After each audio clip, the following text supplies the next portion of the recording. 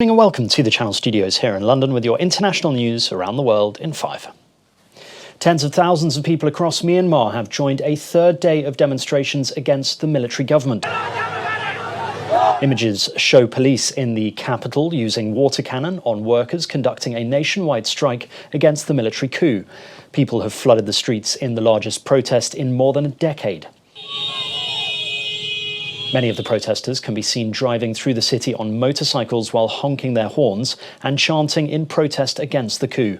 Demonstrators have been seen gesturing with the three-finger salute that has become a symbol of the protests against the coup.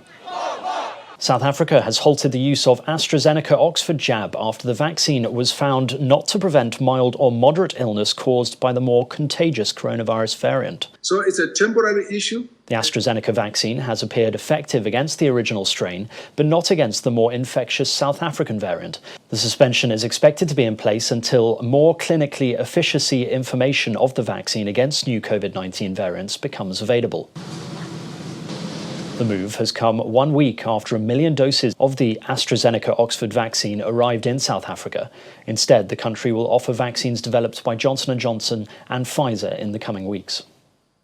Australian journalist Cheng Lei has been arrested in China on charges of supplying state secrets overseas. Chinese authorities confirmed her arrest after months of detention in the country. China announced that she is being held on national security grounds under residential surveillance in an unknown location. Australia has repeatedly raised concerns with Beijing over Ms. Cheng's detention. And we continue to seek assurances of her being treated appropriately, humanely. Ms. Cheng has worked in Beijing for the last few years for CGTN, the English language channel of the state broadcaster. Israel's Prime Minister Benjamin Netanyahu has returned to court and pleaded not guilty to corruption charges as his trial resumes in Jerusalem.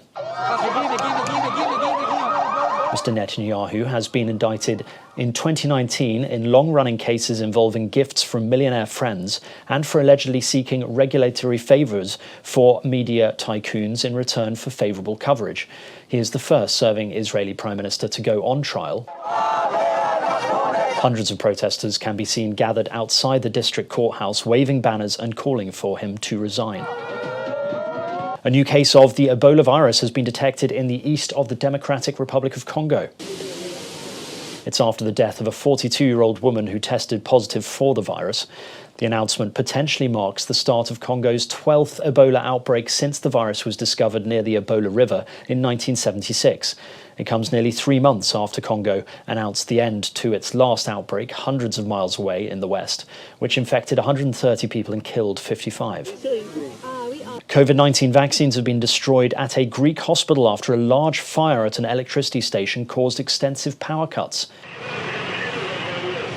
The fire, which broke out at a high-voltage power station in a western Athens suburb, that led to blackouts across the country, including the capital, the Piraeus, and areas of the Peloponnese Peninsula. A senior official from the hospital said that due to the power cut, the temperature in the fridge where the Pfizer-BioNTech vaccines had been stored had risen unexpectedly. And finally, a 106-year-old French piano player is recording her 6th album that will be released in April. Colette Mays, born in Paris in 1914, has been playing the piano since the age of 4 and has released her first album in 2001 at the age of 86. She says that she plays the piano because music is my food for the spirit and for the heart. And that's your international news around the world in 5, and now back to the Channel Studios in Lagos.